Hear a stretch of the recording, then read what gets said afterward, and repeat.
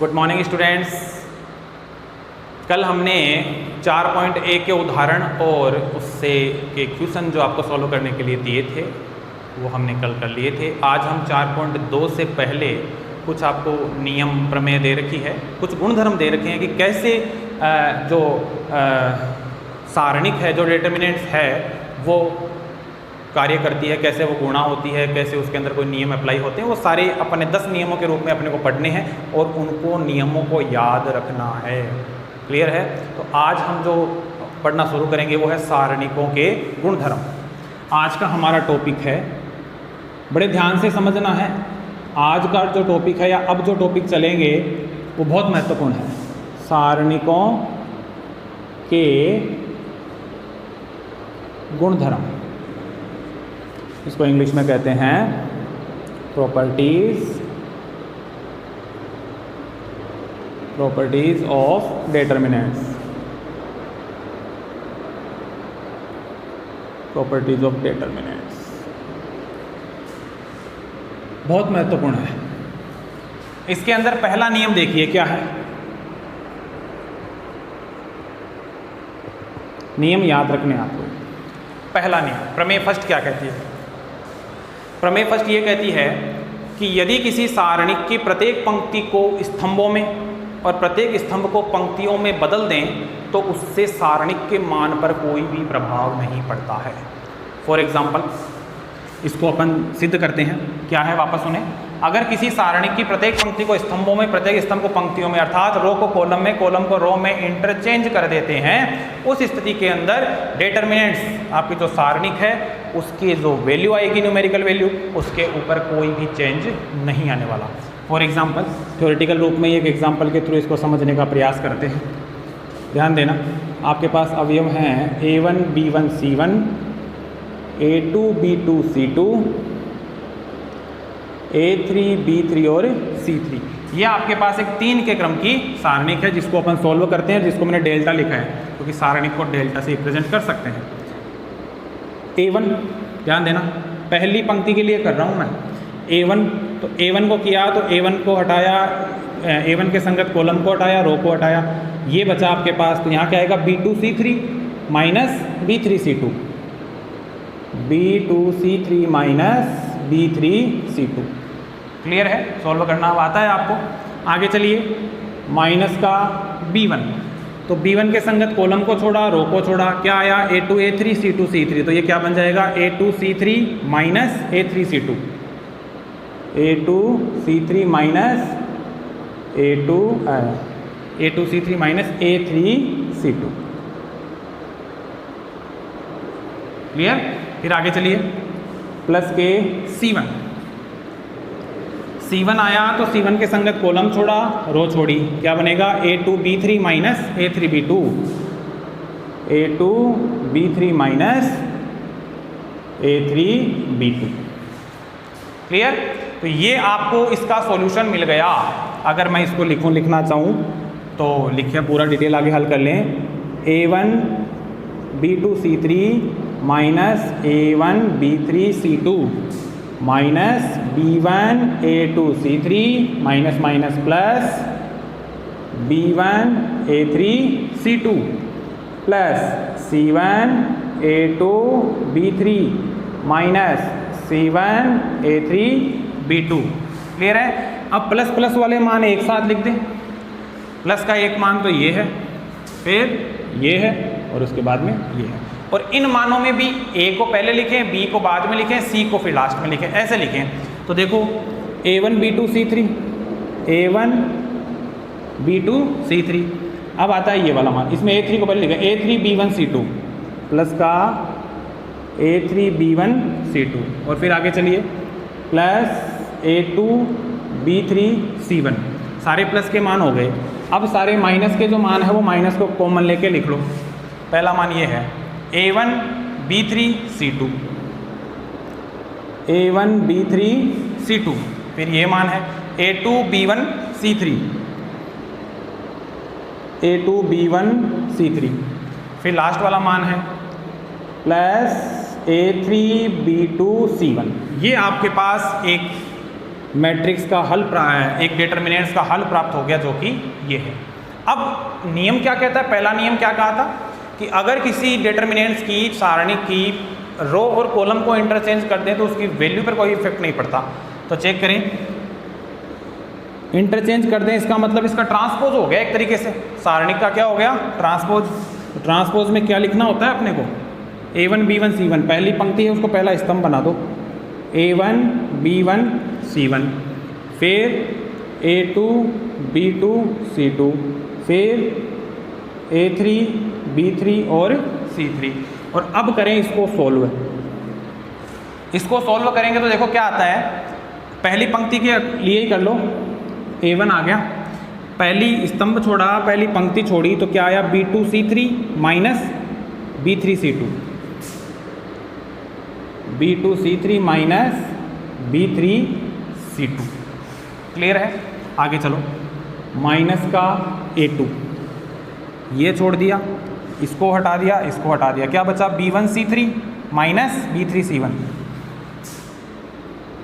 B1 C3 minus B3 C1। Clear है, फिर आगे चलो, प्लस A3, प्लस A3 के लिए करेंगे तो इसके संगत कॉलम को और रो को हाइड कर दो, तो क्या आएगा, B1 C2 minus B2 C1,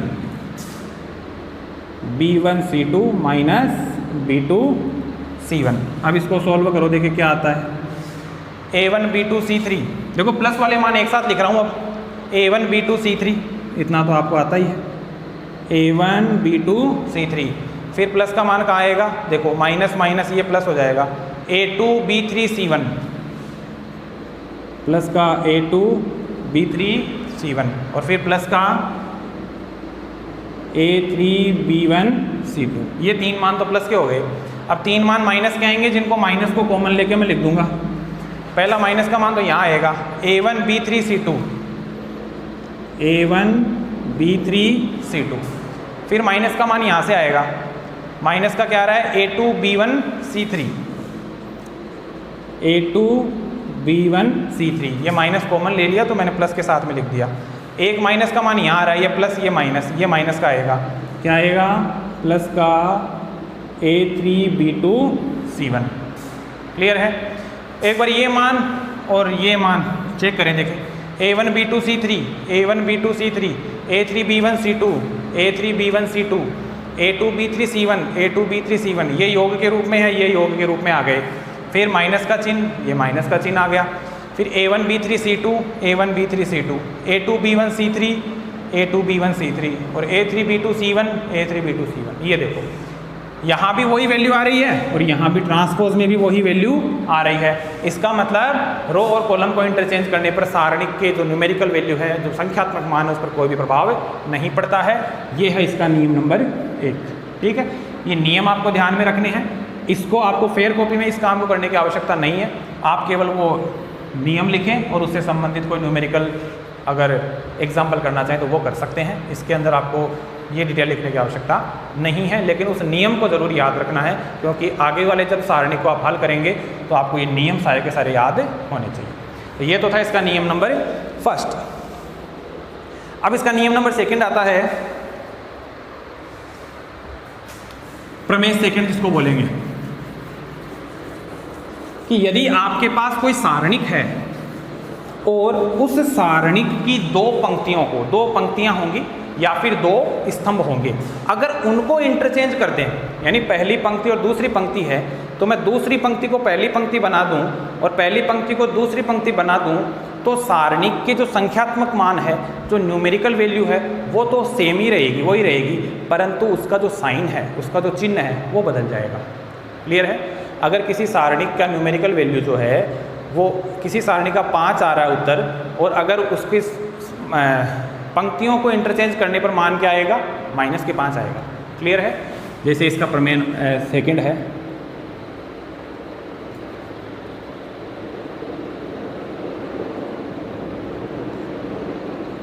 ठीक है, कि आपके पास कोई सारणिक A है जिसके अंदर मान है, अब मैं 2 ऑर्डर की ले लेता हूँ, A1 B1, A2 B2। ठीक है, अब यहाँ देखें ये 2 ऑर्डर की है, इसको सोल्व करो, मान क्या आता है a1b2 माइनस a2b1, ये वैल्यू आ गई इसकी, आपने इसको सोल्व कर लिया।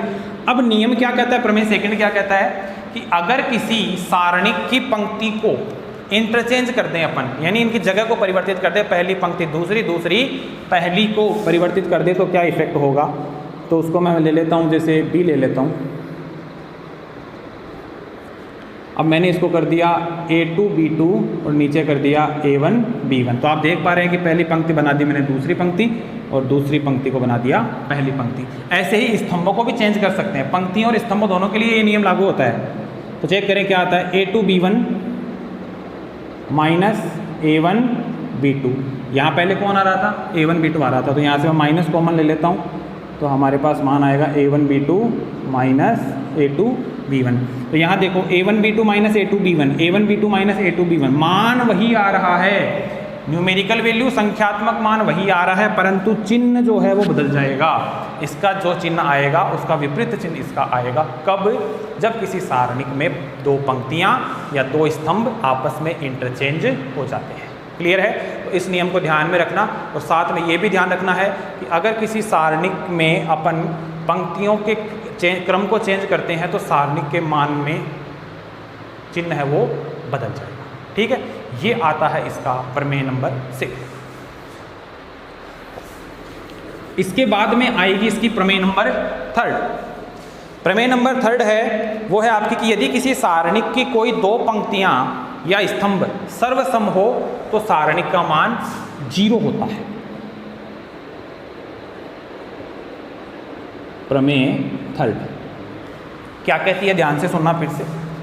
आपके पास यदि कोई सारणिक है और उस सारणी से 3 क्रम की सारणिक है और उसके अंदर या तो 2 पंक्तियां या फिर 2 स्तंभ वो सर्वसम हो, सर्वसम का मतलब होता है वो बराबर हो, यानी कि पहली पंक्ति के अंदर जो अवयव होंगे वही सेम अवयव दूसरी या तीसरी किसी भी पंक्ति में हो, अगर ऐसा होता है तो सारणिक का जो मान है वो 0 होता है।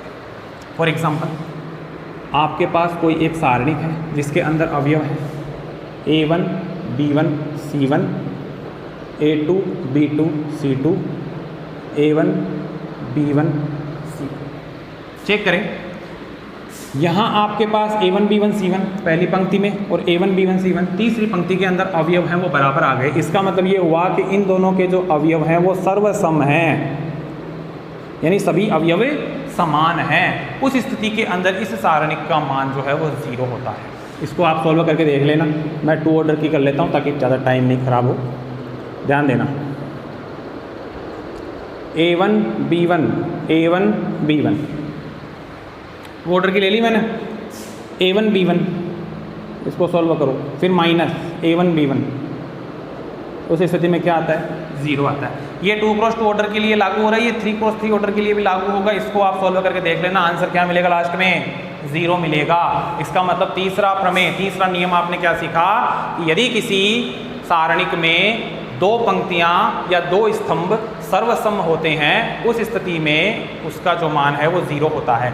जैसे अगर आप नेक्स्ट में 4.2 के किसी क्वेश्चन में आपके पास इस प्रकार से आ जाए कि आप एक सारणिक का मान ज्ञात कीजिए 4 3 -1 2 5 4 4 3 -1, तो आप इसको सोल्व करेंगे, बिल्कुल नहीं करना है, सोल्व बिल्कुल नहीं करेंगे। इसको ऐसे ही लिखेंगे अपन कि इसके अंदर पंक्ति फर्स्ट में पंक्ति थर्ड जो है वो सर्वसम है। तो नियम नंबर 3 से, प्रमेय नंबर 3 से सारणिक का मान क्या होगा, 0 होगा और वहीं आपके आ जाएंगे आंसर। क्लियर है। इसीलिए इन नियमों को याद रखना जरूरी है ताकि आप किसी सारणिक का जो मान है वो बिल्कुल जल्दी से ज्ञात कर सकें। ठीक है, तो ये था इसका प्रमेय नंबर 3।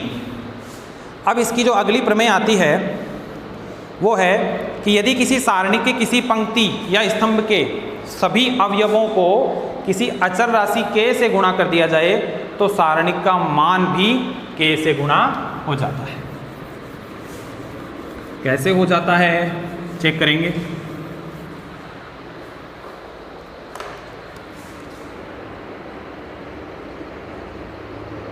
प्रमेय नंबर 4।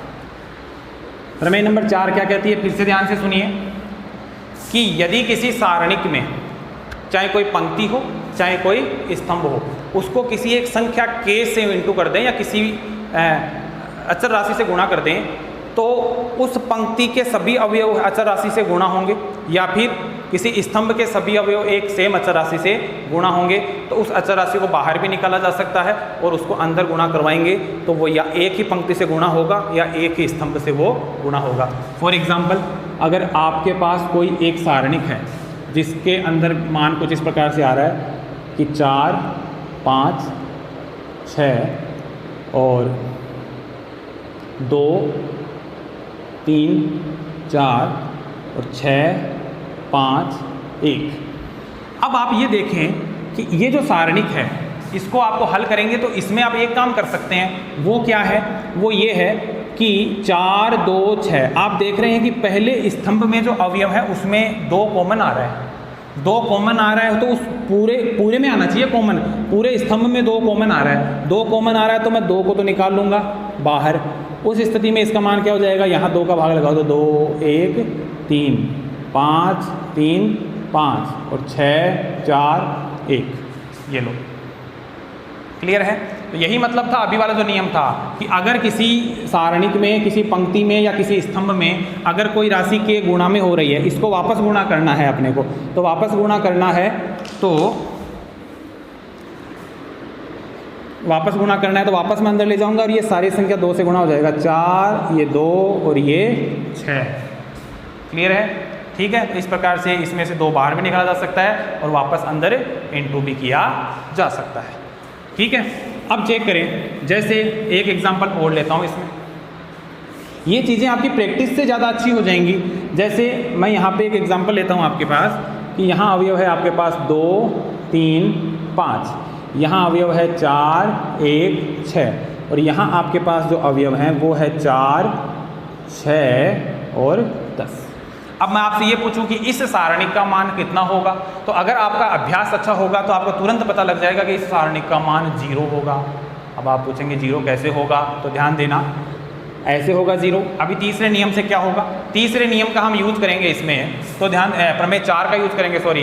तो इसके अंदर क्या होगा, देखिए पहली पंक्ति के अंदर कोई भी संख्या है वो कॉमन नहीं आ रही है, दूसरी में भी नहीं आ रही है, तीसरी में भी नहीं आ रही है, परंतु पहले स्तंभ में भी आ रही है और तीसरी पंक्ति में भी एक राशि है वो कॉमन आ रही है, और वो क्या है, 2 कॉमन आ रहा है। देखो तीसरी पंक्ति में कितना आ रहा है, 2 कॉमन आ रहा है। ठीक है, तो तीसरी पंक्ति से मैं 2 को निकाल लूँगा बाहर। उस स्थिति में मान क्या हो जाएगा, 2, 3, 5, 4, 1, 6 और यहाँ क्या हो जाएगा, 2, 3, 5। 2 को बाहर निकाल लिया तो 2 का तीनों में भाग लग गया। अब 2 का तीनों में भाग लग गया तो अब देखो इस सारणिक पे, इस सारणिक में 2, 3, 5, 2, 3, 5 पहली और तीसरी पंक्ति है वो सर्वसम हो गई, बराबर हो गई, तो प्रमेय नंबर 3 से इस सारणिक का मान क्या हो जाएगा, 0 हो जाएगा। ये बाहर 2 बैठा है, इसका मान 0 हो गया, तो सारणिक का मान क्या मिल जाएगा, 0 मिल जाएगा। इस प्रकार से उसमें सवाल आएंगे जो इन नियमों पे डिपेंडेंट होंगे, तो आपको उनको इसी प्रकार से हल करना है, इसलिए ये नियम आपको याद रखने हैं। तो ये है इसका प्रमेय नंबर 4। इसके बाद में प्रमेय नंबर 5 आती है कि यदि किसी पंक्ति या स्तंभ के प्रत्येक अवयव में 2 पद हों तो सारणिक को उसी कोटि के 2 अन्य सारणिकों के योग के रूप में व्यक्त किया जा सकता है। फॉर एग्जाम्पल, प्रमेय नंबर 5 क्या कहती है, ध्यान से सुनो।